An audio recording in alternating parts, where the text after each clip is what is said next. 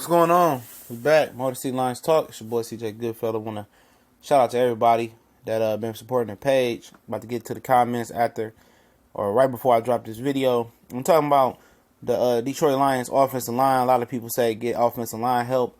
Possibly so, but I'm in the belief of keeping them together so they can gel. And playing football and playing a little line. They're playing against a lot of offensive linemen at several different levels. I know that a lot of these linemen need camaraderie. They need togetherness. They need to form a rapport to work together. Offensive line really moves as one.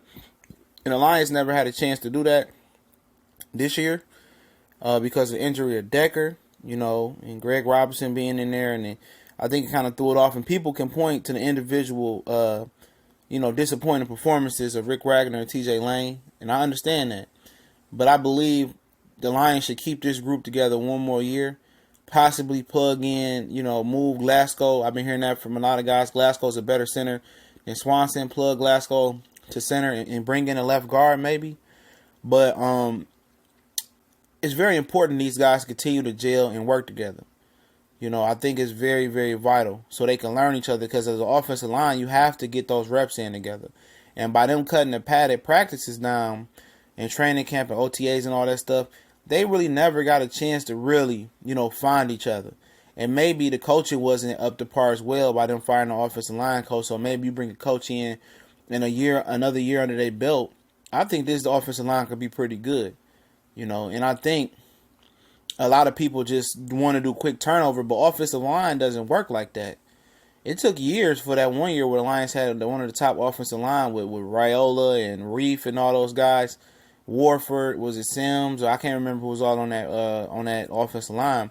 And it was a top offensive line. It had took them years to really get to that point. And when they got to that point, everybody got old after that.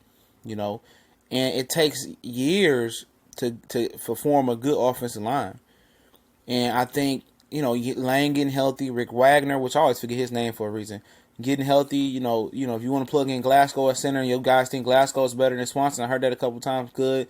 Bringing you a left guard and let Eric Decker be healthy, which is the most important offensive line position is the left tackle, and we have stability there.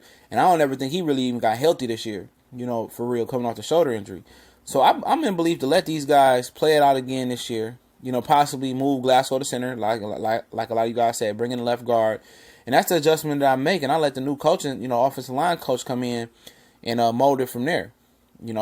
Obviously they was out of whack last year, People say, oh, look at Rick Wagner, good blue back, and TJ Lane get blue back and all that. Of course they did. You got two guys that never met, one coming from Green Bay Packers, the other coming from the Baltimore Ravens. It was outstanding with their respective team because they was familiar with their left tackle or the left guard next to him. Their right guard or right tackle right next to him. So them guys got to continue to grow and form that rapport. You don't give up on guys like that. That's talented. It ain't the fact that those guys look old. It's the fact that those guys have never worked together before. It's the fact that, you have running backs who couldn't hit the hole. You didn't have a running game, so all defensive linemen pin their ears back. They play the pass onto the run. Now, if you get your respected running back and a respected run game, they got to play the run. They got to play the run first and then the pass. Anytime a defensive line don't respect your run game, they can play the run. They can play the pass on their way to the run. That's never good. And the Lions have to commit to getting these big fellas rolling forward. Cincinnati Bengals, I point this out most of the time to people that I talk football with. They had the worst offensive line, one of the worst offensive lines, but they was able to run the ball effectively still. Effectively. And the Lions should have run the ball more effective. They didn't have the personnel to do that in the backfield. So if you're able to, run the ball 20 to 30 times a game, which the Lions should, and cut Stafford's pass dropbacks down, he's going to last longer, and the offensive line is going to get momentum and be better. Anytime you get them big fellas rolling and exerting their aggressiveness and their power and their will on the defensive line early, it makes it easier going down the stretch to pass and finish games off. So, yes, I'm in favor of making minor adjustments to this offensive line. A lot of people don't know what I'm talking about. A lot of people haven't played the game or haven't played line.